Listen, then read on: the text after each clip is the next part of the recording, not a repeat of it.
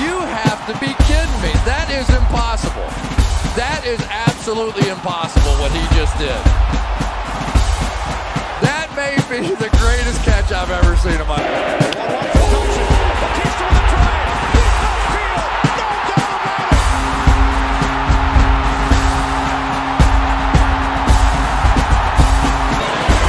Steps into it, pass is caught! Diggs! Sideline! Touchdown! Unbelievable! Vikings win it!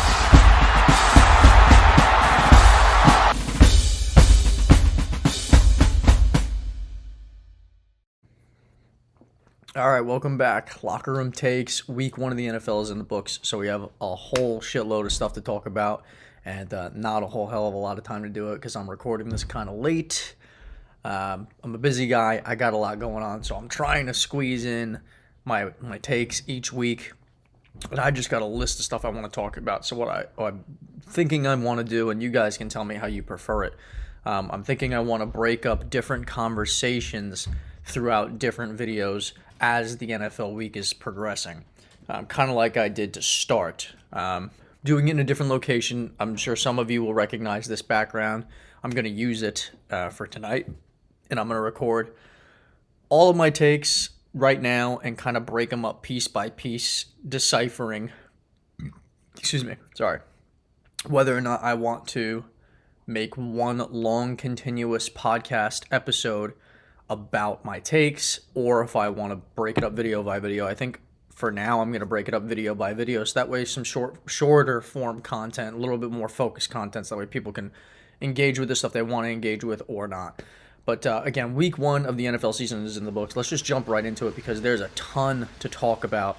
But I want to start with my game picks. I went 12-4 last week with my game picks. I feel that's pretty solid to pick 12 right and 4 wrong. Back when the season was 16 games, if you were a 12-4 team, you were a playoff team. So I did pretty well this week. I want to talk about the games I got wrong because there's only 4 of them, obviously. Number 1 was Washington. I chose Washington over the Buccaneers. And I'll get into detail a little bit as we go. But I think I had a little bit more stock in Washington's defense, even though, honestly, on paper, I probably shouldn't have. It's clear that Jaden Daniels is a rookie. There's no doubt. The rookie quarterback struggled in week 1, and that's most often than not going to be the case. Baker Mayfield looked absolutely incredible, considering that a lot of people aren't huge Baker Mayfield fans. I've always kind of been a supporter of Baker Mayfield. I actually love him in Tampa Bay. I think the fit is perfect. It's almost like he went from a situation in Cleveland where the market and the team wasn't historically super successful. And then he goes to Carolina, and then to the Rams, gets another opportunity, and then gets signed by the Buccaneers as basically Tom Brady's successor. So a lot of people thought he was going to be a bridge quarterback, but no, he signed an extension, and he's worth it because that week 1 performance was fantastic, and I don't think we should sleep on the Buccaneers. I don't think the NFC South is going to be for sure belonging to the Falcons, which we'll get to. I think Tampa Bay is going to have something to say in that division as well. So that was one of the games I guessed incorrectly. The next game I guessed incorrectly was I thought Jacksonville was going to take care of business in Miami because going into week 1, I was a little lower on Miami than a lot of people. We'll talk about the elephant in the room when it comes to the Tyreek Hill situation at either probably in a later video, but I'm going to talk about it when I record it, obviously. I predicted the Jaguars to get the upset in that game because it should have been an upset, right? On paper, they were not the favorite. The Jaguars kind of found a way to lose that game. So as much as I obviously got the pick wrong, I actually kind of want to give myself a little bit of a pat on the back because the Jaguars found every reason to lose that game. Some people are a little bullish on Trevor Lawrence overall and in this season. I still am a Trevor Lawrence believer. I think he's going to be great. I know he's been in the league for a minute now, but I think a lot of the reason that the Jaguars couldn't wrap that game up is because of factors that Trevor Lawrence could not control, one of them being Travis Etienne's fumble. Obviously, there were some key drops, some just bad plays down the stretch, shot themselves in the foot. The next game I got wrong, I feel like most people probably guessed and predicted the same thing I predicted in this regard, and that was the Bengals. I picked to beat New England because I didn't think much of New England. The Cincinnati Bengals under Joe Burrow in the first 2 weeks of the season since Burrow has been in Cincinnati are 1-8 in the first 2 weeks of the season. And I said in my last video where I predicted the games that the Bengals are known to get off to a slow start. And that was very evident here. Jamar Chase doesn't seem happy. Joe Burrow doesn't seem fully healthy and recovered. I think that's a little bit more skepticism than it is fact at this point, though. But to lose to New England, and who knows, maybe New England surprises us. Maybe Gerard Mayo and company can be competitive enough to win a couple more games than we expect them to. And obviously, this is one of those games where the Bengals are kind of in that Super Bowl bubble going into the season. A lot of people have them as a potential. Some people are choosing them to make it to the Super Bowl. I'm not going to be one of those people, but they are on paper, and with Joe Burrow, you would expect them to be much better. Big upset. New England steals that one in a game where the Bengals offense just simply could not get anything going whatsoever. And then the last one that I got wrong was Falcons losing to Pittsburgh. I thought the Falcons were going to open up the season with the mild amount of hype, maybe a little more than mild amount of hype going into the season with the signing of Kirk Cousins, being what seems to have been an upgrade at quarterback on paper, and going into the season, the feel is different in the building. The Falcons feel like they can be more competitive, especially in the regular season. We'll talk about playoffs if and when they can make it there. But Pittsburgh, before the game announced, or maybe it was a couple days before the game announced that Justin Fields was going to be at quarterback for them, they don't even score a touchdown, and they win the game 18-10, I believe the final score was. Chris Boswell is the MVP of that game, clearly. But Justin Fields played, despite not scoring an offensive touchdown, relatively well. I think a lot of people were impressed by Justin Fields mildly. I understand expectations for Fields are a little lower now than maybe they used to be, but I think that he deserves some credit for the win, and definitely Chris Boswell. And the defense. TJ Watt was manhandling the offense completely. And listen, that's TJ Watt. That's to be expected. There's no margin for error, especially when you're an offense that has a lot of new faces, especially at quarterback. There's no margin for error when you're going up against a guy like TJ Watt. There's just not. So those are the 4 games that I guessed incorrectly in my picks, 12-4, like I said. I feel pretty good about the way the season started. I mean, we had a lot of great quality games. The only prime time game that we got this week that wasn't very competitive was Monday night between the Jets. I don't know what's on my face there, but don't mind that. Monday night between the Jets and the San Francisco 49ers. I did think that the 49ers were going to win that game, and I did kind of... Excuse me, Siri on my watch is going crazy over here. I don't know how much detail I went into my prediction, but my feel was that there was going to be growing pains for Aaron Rodgers coming back when we haven't seen him play real meaningful football in over a year and a half. I mean, this was kind of bound to happen. I don't have much of an opinion on the game outside of I'm actually more impressed with the 49ers, surprisingly, than I am disappointed in the Jets, because I almost kind of expected this start for New York for the Jets. The reason why I am impressed with San Francisco is because they handled business very well at home to open the season without their best offensive player. Listen, say what you will. They are a stacked, fantastic, more than capable roster. There's no doubting that. However, Christian McCaffrey not being in the building, Jordan Mason was kind of the story of that game. It just goes to show you how deep, how talented, how complete of a football team San Francisco is. And I even said that I thought that San Francisco might be taking a little bit of a step back this year. I'm not quite ready to say that I don't think that. A step back from making it to the Super Bowl, still, you're going to be a good team. You went to the Super Bowl that's a phenomenal season. That's what I mean by a step back. But at the end of the day, and on paper right now, you could argue, and I would argue, that San Francisco is the second best team in all of football because they're phenomenal, front to back, top to bottom, both sides of the ball. There's really not many holes in San Francisco, and they showed it on Monday night. I want to talk now that we kind of went over the games that I got incorrectly. We could briefly get into each game. I'm not going to do that. If you're watching this, you watch football. You saw some of the games. I'm going to analyze things that caught my eye, that made me think, that for instance, in this part of the episode, I'm going to be talking about who impressed me, what impressed me this week. I could name a bunch of things, but for the sake of time, I want to start and kind of focus on the few that really grabbed me. Number one was Anthony Richardson. I just want to start with Anthony Richardson. He only completed 9 passes, right? 9 passes Anthony Richardson completed.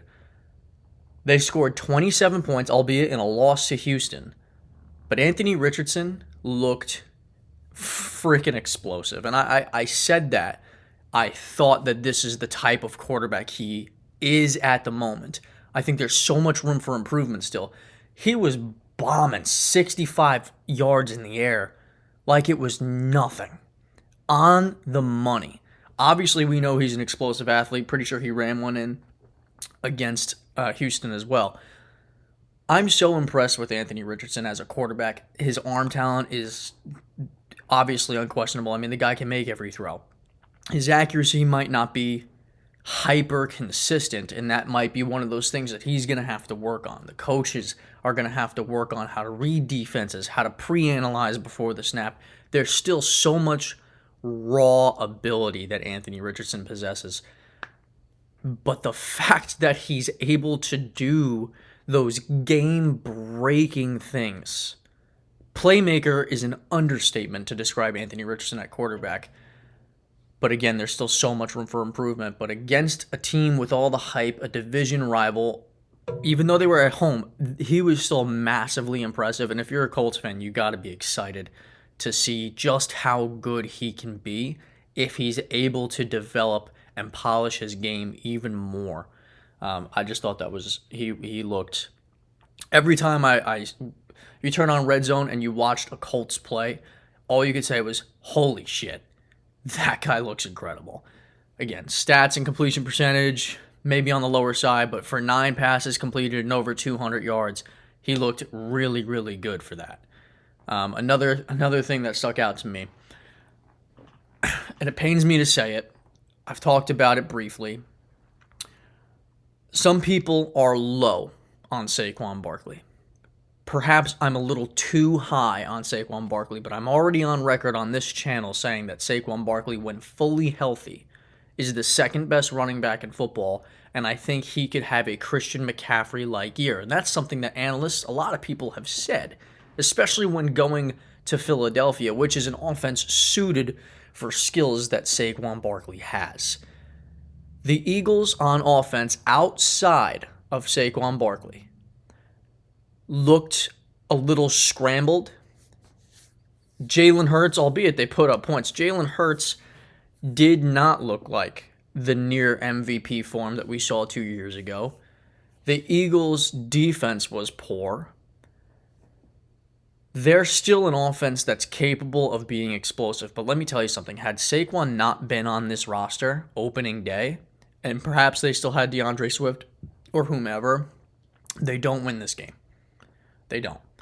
Saquon Barkley looked fantastic. He looked on Friday night like the best running back in football because now he's got an offensive line to run behind. An offensive line which I will premise by saying is not quite as good as it was last year, but he still looked great running behind it. He was the identity of the offense on Friday, and I think that might be a common theme moving forward. I'm obviously biased towards Saquon Barkley, but he's an Eagle now, which again sucks for me to say as a Giants fan, and I don't even think I'm going to get into maybe I will get into the Giants, but we're not going to talk much about them because they ain't worth talking about. Saquon Barkley was outstanding, and I really do think that we are about to watch health, barring injury and health concerns, I think we're about to watch Saquon Barkley's best season so far, and I think I'm excited to see it, even though it's going to be in an Eagles jersey. Another player that I was impressed by was Kyler Murray.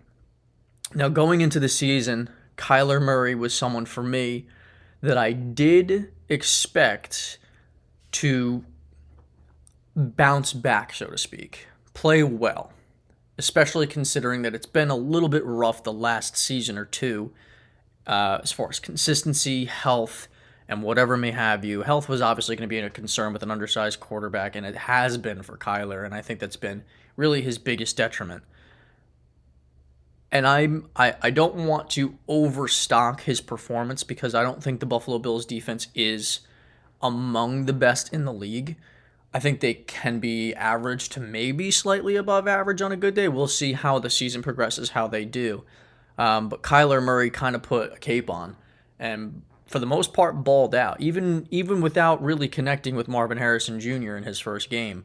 I was impressed by Kyler Murray, and I think that Kyler Murray's performance against a team that I believe is a playoff caliber team, I think that says a lot for what we might be able to expect.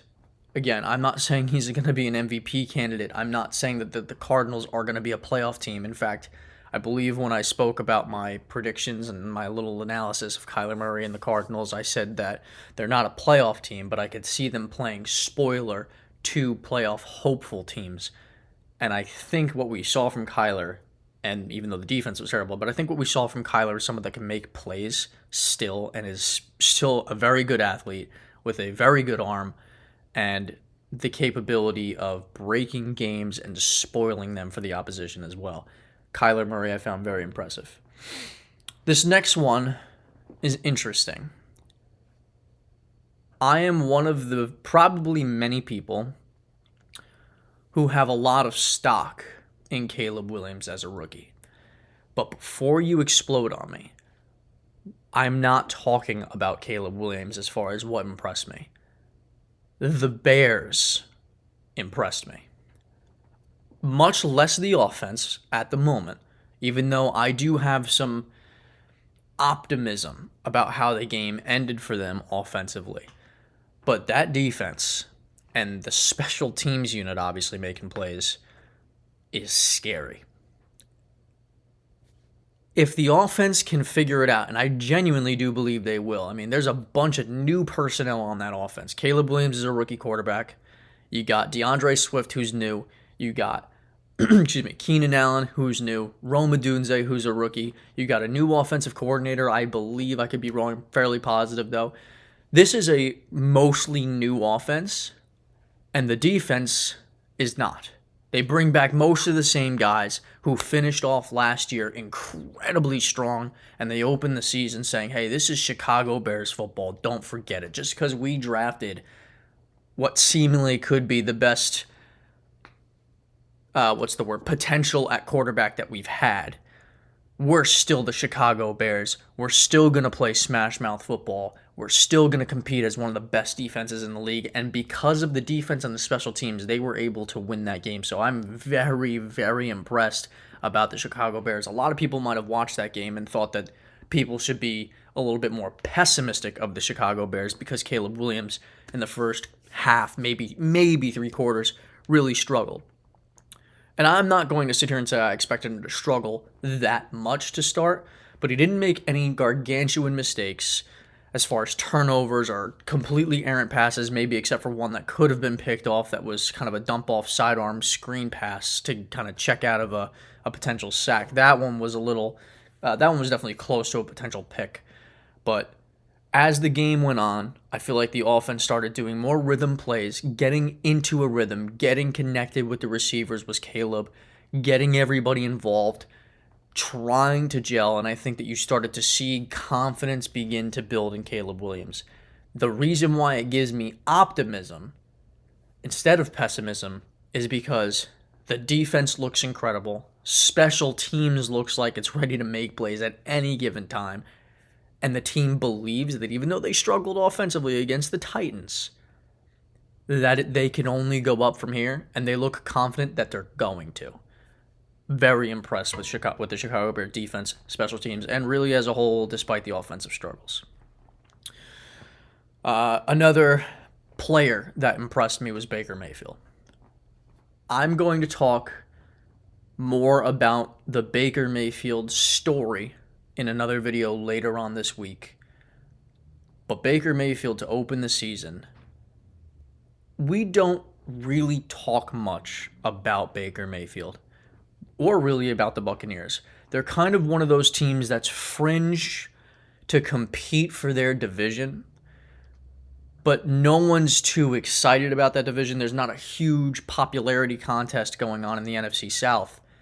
But Baker Mayfield looked incredible. I'm going to pull up his stats. I know stats don't tell you the full story, but I am going to pull them up just to give you an idea of the type of game that he had. And if you watch this game, the receivers look like they love playing with Baker, and it's been like that really since he got there.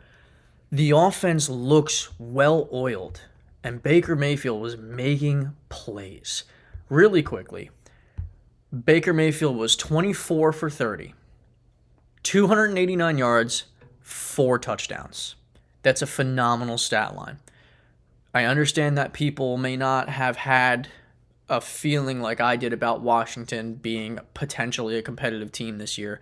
We're only in week 1. That still has yet to be seen, but I think that this was such a strong start for the Buccaneers and for Baker Mayfield, who got paid and deserved to get paid.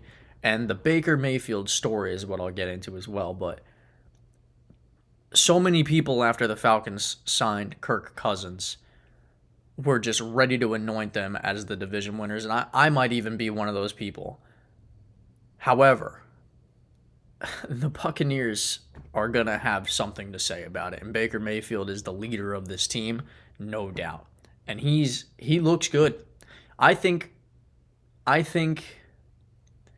I'll get into a story about Baker Mayfield and the underlining story about Baker Mayfield sooner rather than later, but at the moment, we'll leave it at that. Baker Mayfield I found very impressive. The last thing I will touch on that I found very impressive and really kind of opened my eyes was the Lions. And I'm talking about the coaching staff, from head coach to coordinators. I'm talking about the defense. I'm talking about the offense. Listen, by no means did they play a perfect game. By no means. But they showed, probably for the first time since I've been alive, since I've watched football, that they are a well-coached, experienced, disciplined, mentally strong football team. They did not play a perfect game against a very formidable opponent in Los Angeles, despite the fact that they're banged up, obviously, especially during the game. But they didn't have to play a perfect game. As soon as this game was headed to overtime, you knew there was a feeling that if the Lions and Jared Goff, of all people, who I was low on at one point and I'm back on the hype train, you knew when they got the ball it was over. The Rams looked tired. They looked out-willed towards the end of the game, despite it being a tie game going into overtime. The Rams obviously competed in this game, but I was just very excited and impressed to see the Detroit Lions look like an experienced, capable, well-oiled machine, well-coached football team.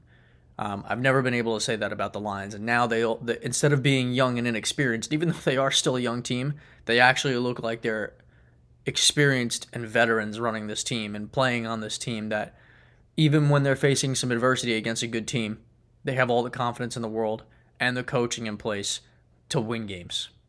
And I think the Lions are, without a doubt, one of the teams in the NFC that very well could and should make it to the Super Bowl. They're one of those teams. They're one of the probably 3 teams in the NFC that I would put money on to get far, because I was just incredibly impressed by the Lions in week 1.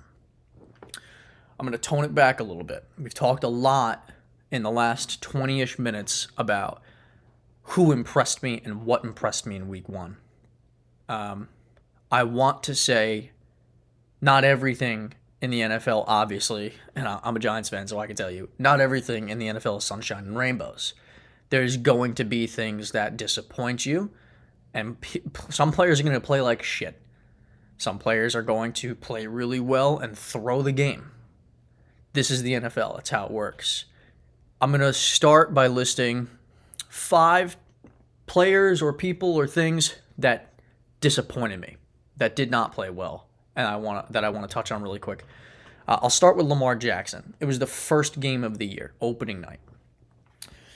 For the most part, Lamar Jackson played a Lamar Jackson football game. I gave my in-depth prediction about who I thought would win the game. I did pick the Chiefs. I said it was going to be a toss-up, and it was. It came down to the very last second. Lamar, in his career against the Chiefs, tends to play down. I don't want to yet necessarily use the word choke, because I think that's a tad extreme, but he definitely shrinks under pressure against a team like Kansas City. And we saw that again. We did. You can make your arguments about what could have won and lost them the game. However, Lamar Jackson had, really for the most part, a pretty good game until it was time to be great against greatness. And he couldn't complete the game-winning passes. He full-blown, flat-out missed a couple of them. Maybe one or two, maybe one wasn't his fault. The throw to Likely was a nice throw. Likely couldn't get his feet in bounds. We might be having a different conversation, right? I'm not trying to go too hard on Lamar, but he had multiple opportunities to put on a cape, to put on a crown, and prove why he was a 2-time MVP going into Kansas City to open the season, the team that knocked them out of the AFC Championship, and get his vengeance and set the tone for the season. And he just simply could not get it done. Again, a lot of people are going to make the argument that Likely could have got his feet in bounds. Isaiah Likely, that is, the tight end, who, by the way, balled the fuck out, Isaiah Likely. But he didn't. And now we're talking about Lamar Jackson once again losing to the Chiefs, and the Chiefs once again taking care of business against a team that a lot of people think is the biggest threat to them.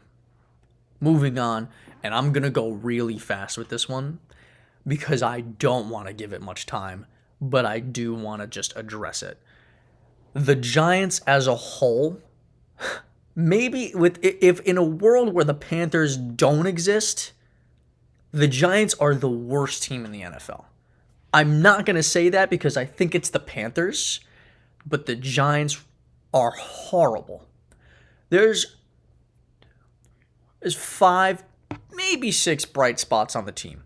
Malik Neighbors, Andrew Thomas. You got Kayvon Thibodeau, who's kind of inconsistent. You got Dexter Lawrence, Brian Burns, maybe Deonte Banks.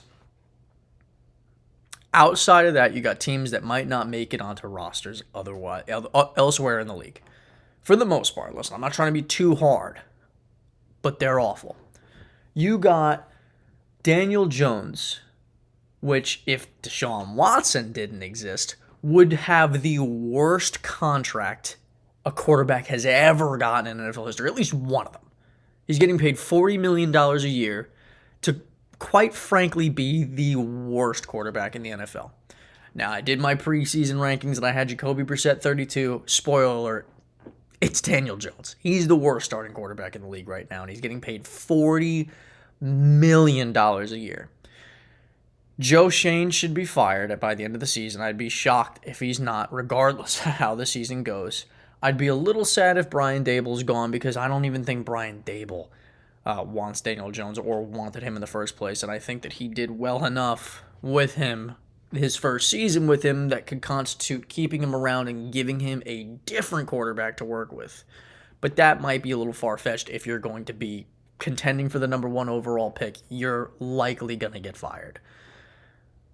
I'm going to stop with the Giants because I could go on forever, but I'm not going to. They're awful. They don't deserve to be spoken about very much. The Bengals. disappointing. I mean, obviously, this one's a no-brainer. There's very few people, maybe outside of New England itself, that thought the Bengals were going to lose this game, despite their tendency to start the season poor. I kind of touched on it. Burrow doesn't look fully confident, and that's what Burrow's known for.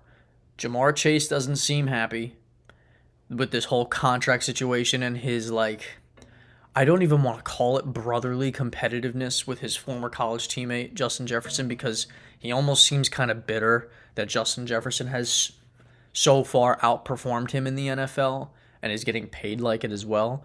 There almost seems to be a little bit of jealousy in that. But be that as it may, there seems to be trouble in Cincinnati.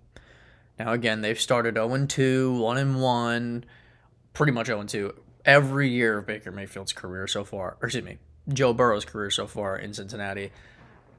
So I don't want to hit the panic button yet because we've seen this. And they've obviously made it to a Super Bowl and an AFC Championship game when he's healthy. But keep an eye on it because this was a bad loss. They couldn't get anything going offensively. The defense did probably what they should have done against a poor Patriots offense. Excuse me, but yeah, the offense couldn't get anything going. They just couldn't. Two more. Kirk Cousins. So I've only been documenting this for, a week at this point. But for those that know me know that I've always called Kirk Cousins a regular season stat machine. Kirk Cousins has been wildly known to shrink in primetime games, definitely playoff games, win on Sundays at 1 o'clock, put up good numbers, be efficient, at times even elevate an offense, make receivers look good because he's a good pocket passer. But Kirk Cousins is in his mid to late 30s. Kirk Cousins is coming off of a mid to late season Achilles tear. I think it was mid-season. And he looked... If you didn't know who Kirk Cousins was, you probably would have thought that's the worst quarterback in the NFL. And I wouldn't have blamed you.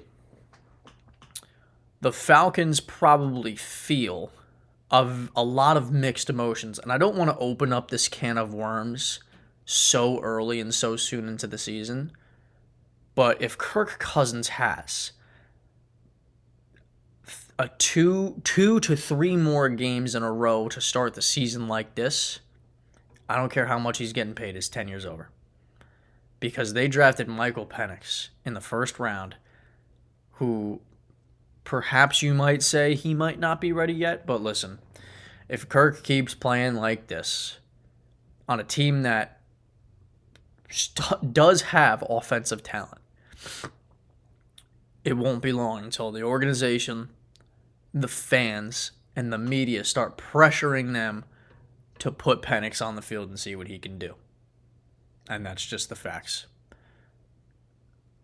Finally, the last thing to touch on as far as what disappointed me, although part of me kind of expected it, just maybe not as poor as it was, and that's the Jets as a total. And I don't want to say completely, even though they were kind of completely disappointing. What disappointed me the most, even though they went against the Niners, who are a great team, what disappointed me most was the defense. I mean, I'm pretty sure they scored. The Niners offense scored on 8 straight possessions on a defense that's going into the season has the hype to be one of the best defenses in the NFL. I mean, we look at the Jets saying they're a quarterback away, they're a quarterback away, they're a quarterback away. I understand that they were pulling players out of the game a lot, maybe because of health reasons or whatever may have you, but they didn't look like a top defense. Even though they went up against a top offense, they did not look competitive outside of the first quarter. The rest of the game, the Niners had their way. The Jets disappointed me, especially defensively. Offensively, obviously, they were disappointing too. They did less than I expected them to do, and I didn't really expect them to go off either. But they definitely disappointed Jets fans, because even Jets fans that didn't think they were going to win thought that they were going to at least compete and see what they could do against one of the top teams in the NFL in San Francisco. But clearly, they were not ready. Period. End of story. We'll wrap this up here for this video as far as my initial reactions to Week 1. And then we'll get into a few storylines in the next episode or something like that. I'm gonna cover a few storylines, notable headlines in the NFL after Week 1. Then I'm gonna start a weekly episode where I do my power rankings, the top 10 teams of the league going into each week. And that's going to be changing, obviously. The teams are going to move around like crazy. The NFL does power rankings. The teams move every week depending on wins, losses, how they look. I'm going to do that as well. Every week I'm going to give you my top 10 teams. This week, although I know it's kind of a week late, I'm going to give you my season predictions. I'm going to talk about my superlatives such as MVP, Rookie of the Year, stuff like that, who I think is going to win. I'm going to give you like my top 3 in each category, as well as who I think is going to win, with the whole season for the most part still in front of us.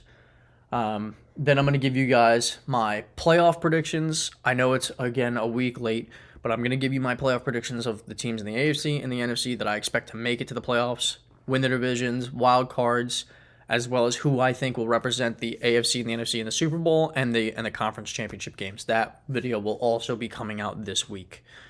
And then I'll wrap it up, and it'll probably come out on Sunday, but I will wrap up this week's videos with my Week 2 game picks, where I'm going to predict who I think is going to win each game in Week 2. So look forward to that, but for now, we're out.